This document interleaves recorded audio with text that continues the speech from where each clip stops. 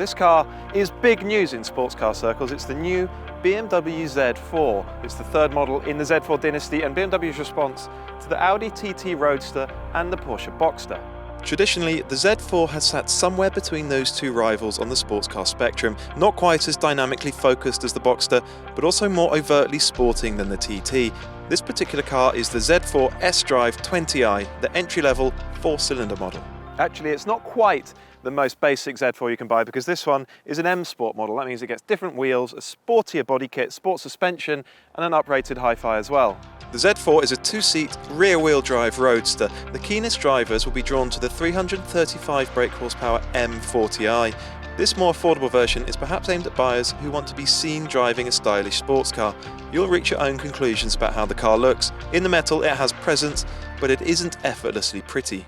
The previous Z4 was very much a grand tourer, not an out-and-out sports car. This latest model reverts back to a fabric hood rather than the previous version's folding hardtop. That makes this car lighter.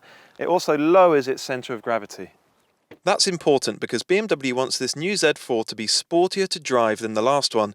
To make it more agile, the wheelbase is much shorter than before by a full 20 centimetres. The tracks front and rear are wider, improving grip and cornering stability, and the body is also much more torsionally rigid, as well as lighter. At 1,480 kilograms, the Z4 is no flyweight, but some comparable cars are far heavier. The cabin is quite typical BMW fare, to be honest, but that's no bad thing. It does feel very modern in here, and the quality is very good as well.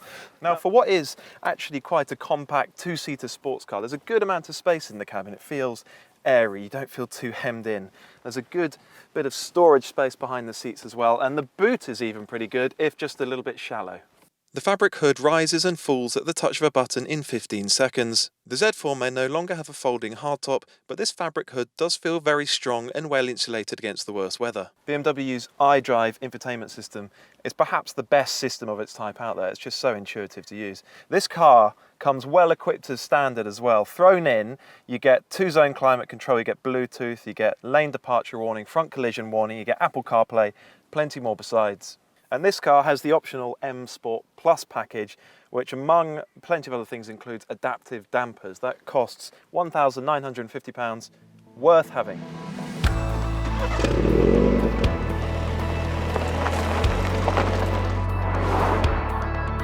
Some sports cars should be so thrilling and so exciting that everyday driving hardly needs to be a consideration. The Z4 has never been and never will be that sort of sports car. Instead, it should be the sort of thing that you could drive every day without really thinking about it. So can you? Well, yes, I think you can actually. You do sit very low, so you don't have a typically commanding view of the road ahead. You have to get used to that. The bonnet feels very long. Again, you get used to that very quickly. In every other sense though, it's a very easy, a very comfortable car to use and to drive day to day. The ride is good, the gearbox is very smooth.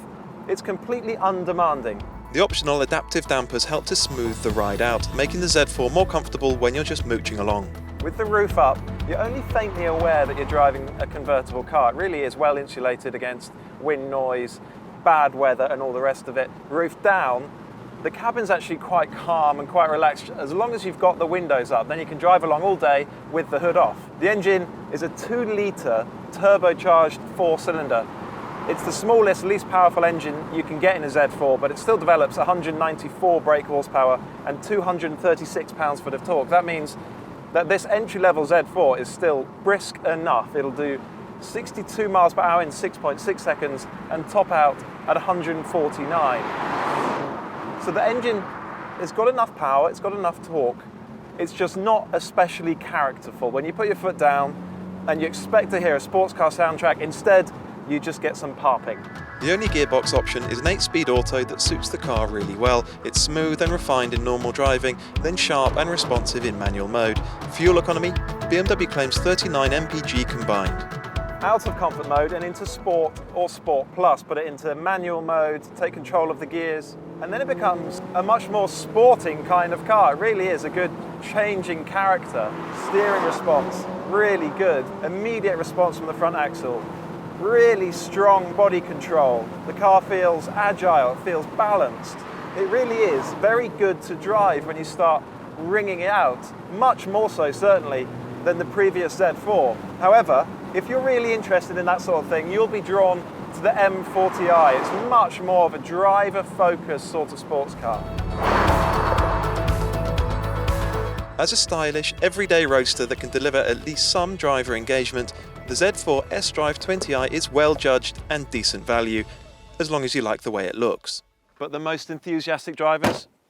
They'll want to look elsewhere, be that in the Z4 range or across the way at Porsche. One thing we can agree on is this new Z4 is a big step over the previous model. Thank you very much for watching. Please remember to subscribe to the CarGurus YouTube channel. Please comment below, hit the thumbs up button, and remember to head to cargurus.co.uk as well. That's where you will find the used car you're looking for from a top-rated dealer.